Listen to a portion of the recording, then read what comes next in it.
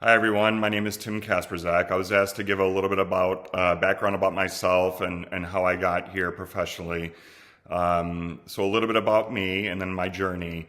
I started in medical school and became then a diagnostic radiologist, which is a physician who interprets imaging every day. So what I do is I read MRIs, CAT scans, ultrasounds, X-rays, and offer my interpretation of those images for other doctors to use in terms of surgical planning or talking to patients about what's going on, what's causing their symptoms.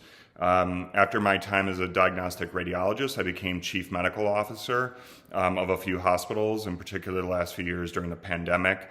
I served as a chief medical officer at a few different hospitals.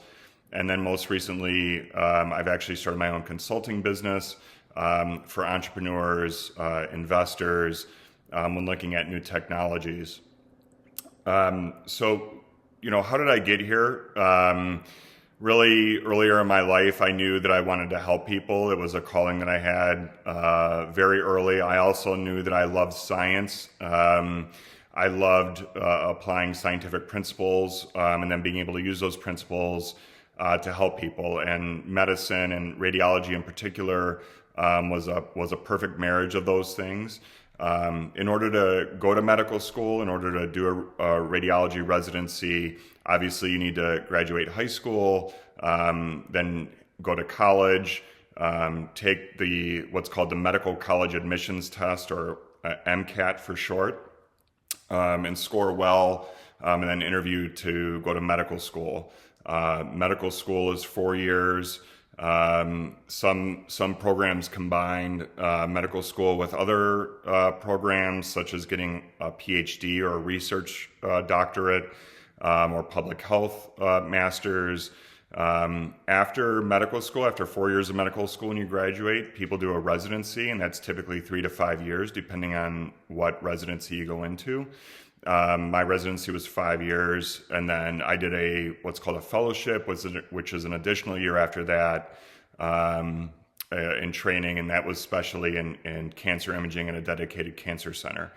So all told, 4 years high school, 4 years college, 4 years medical school, 3 to 5 years residency, 1 to 2 years fellowship, depending on what you do. And there's obviously time in between that you can either shorten it or lengthen out depending on what you go into and what your path is.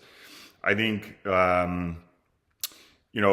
my advice or something to think about for all of you at the stage you're probably at is, I would say, just embrace two kind of big buckets or big ideas. One is change is going to happen. The path you might envision yourself right now might be very different than the path that you end up on, and it's normal to change gears multiple times. I'm actually on my third, I'll say, professional chapter, is the way I would describe it. So I would embrace change. It's okay to evolve your professional mindset of where you want to go and what you want to do. And the other thing I would also suggest to you to think about in terms of education, I think the idea that going to college, or the idea of spending 4 years to obtain a degree, that may not resonate with many of you, or going then to professional school for another 4 years, like law school or medical school, may not resonate with you, and say, well, I could gain all that education just online, or going to the library myself. But I would urge you to consider the idea that there's something what I would call table stakes, or kind of putting in your time to get there. It's not so much the degree itself. It's not so much that I can rattle on, or used to be able to rattle on, about the Krebs cycle or other biologic principles that I learned when I was much younger. But it's showing a commitment to effort. It's a commitment to science. It's a commitment to the process. So it's not so much the content, but also the commitment that I think that matters, and that professions really look for, particularly for advanced degrees.